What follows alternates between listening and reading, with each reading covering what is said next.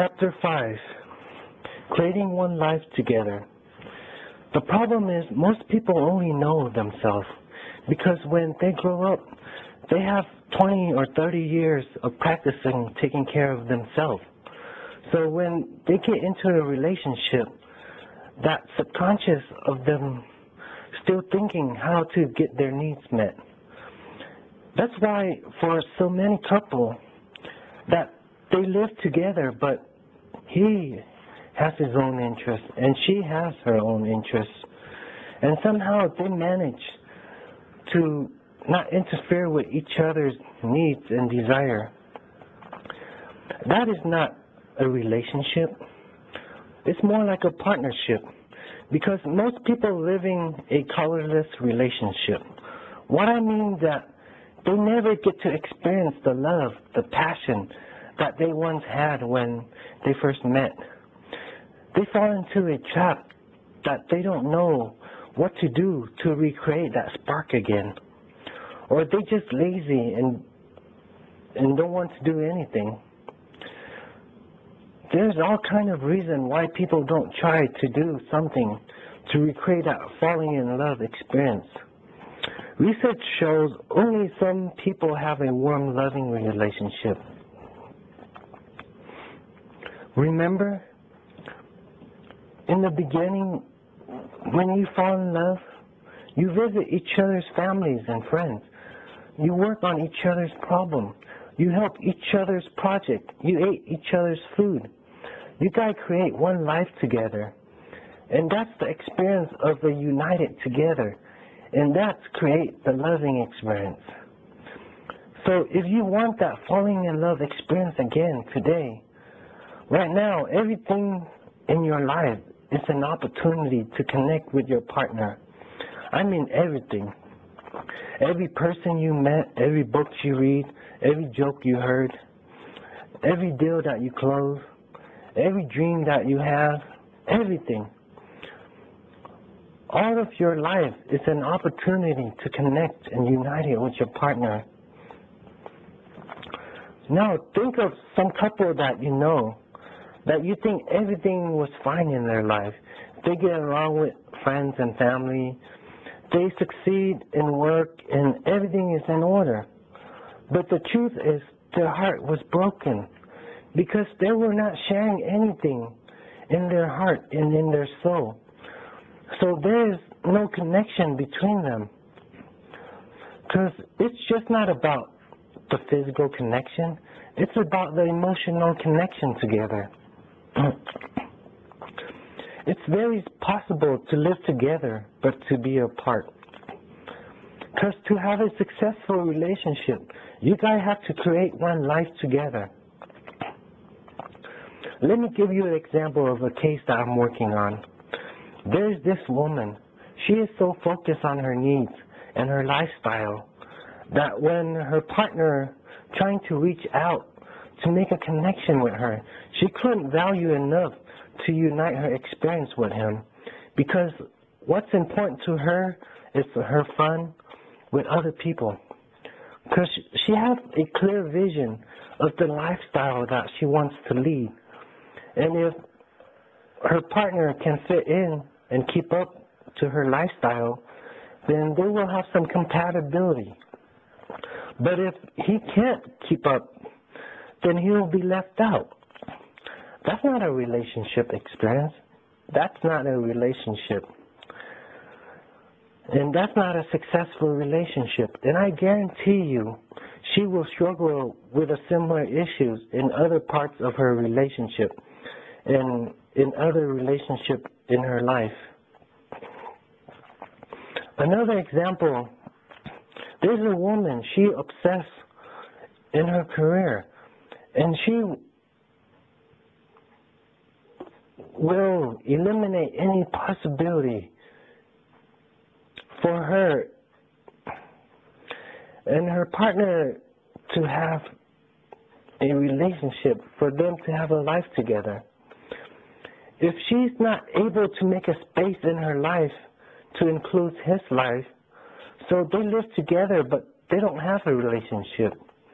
And it's sad, because on one hand, she wants her relationship to succeed, but for so many years that she wanted to succeed in her career, and so many years of being independent.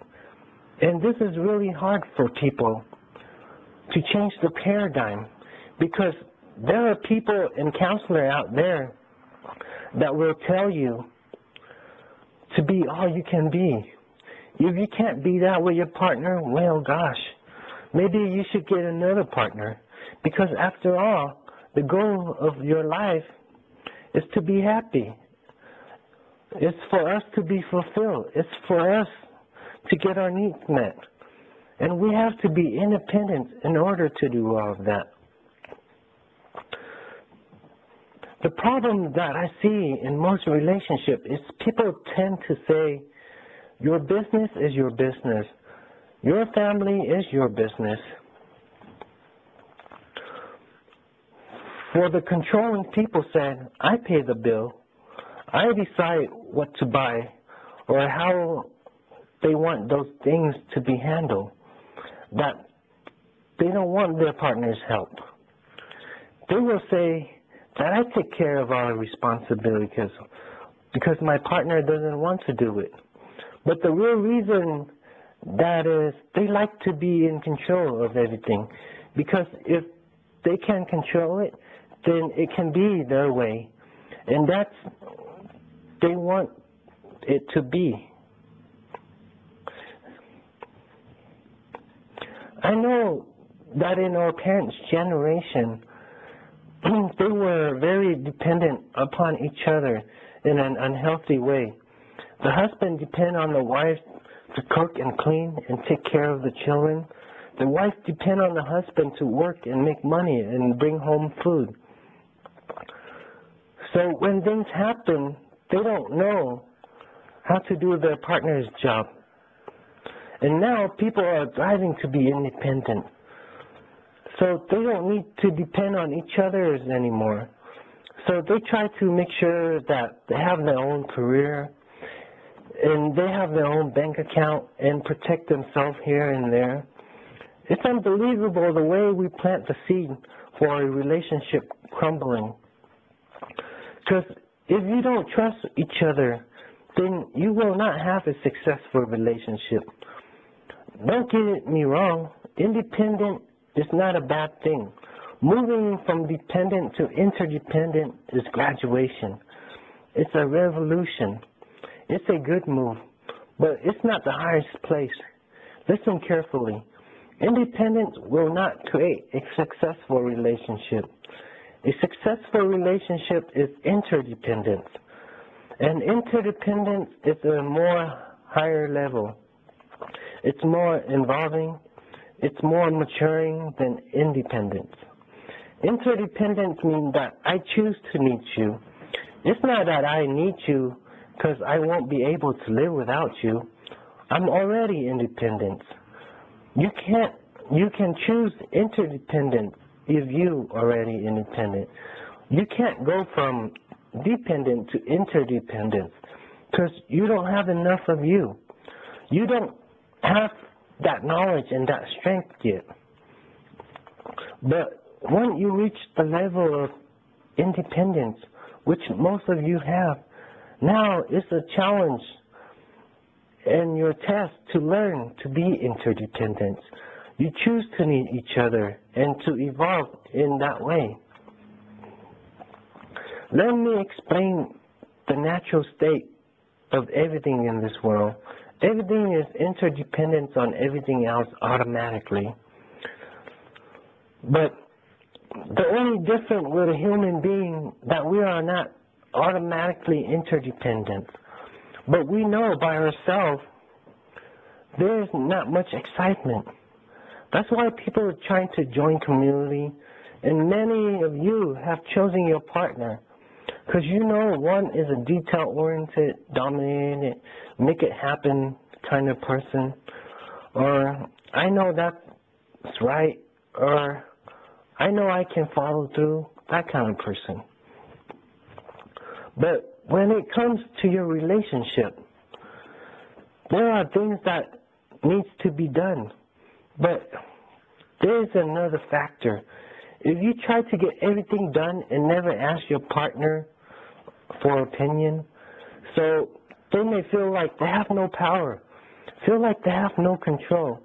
And one day that they just get mad and start to do something crazy, like investing money without telling the other partners. Because for so many years, they've been weak, and they will start being explosive. Or sometimes that intention is to leave the relationship or to have an affair. You can't control that. So when you get your partner involvement, then they won't do all these crazy things, because involvement creates commitment, and commitment creates connection. That's the goal. Connection is the experience of love. It's the connection of two people. And there's nothing more important in your life than connection. If dinner is not good, if the house is a little small, or the garden is not nice, or the bill get paid late, or you lost of interest in each other, the list can go on and on. And most of you are controlling and goal-oriented, could never have things off a little bit like this. Remember that the quality of your relationship is more important than getting the stuff done. But it's a challenge to believe it and to really experience it, to make that decision together. Then you will start to feel part of each other in many ways. How to handle a situation in your relationship on this session. How can you get your partner to relate to you emotionally? Usually, men have trouble opening up and being intimate and connecting at the emotional level. But in the depth of the man existence is to need to connect. And that connection originally is with our mother. And men train very quickly to grow out the emotional connection and become independent. Not to be sensitive. And it's a culture thing that makes us less sensitive and less emotional to our partner. But if we get to the person existent, what they really yearn for is to reconnect with the female side of him. And that's sad that they don't see it that way. So that's why you have to keep showing him and telling him every day so he can open up his mind and let him know that this is what life is about. It's about connecting with the one that you love. And that's what really the experience of true fulfillment and true happiness and the real satisfaction in life. Men does that in a sexual way, and that's the ultimate ecstasy of life. But also in the emotional level, men yearn for that too. I have seen most guys that are beer drinking, football watching, and act tough and never share a feeling to his partner. If he's like that,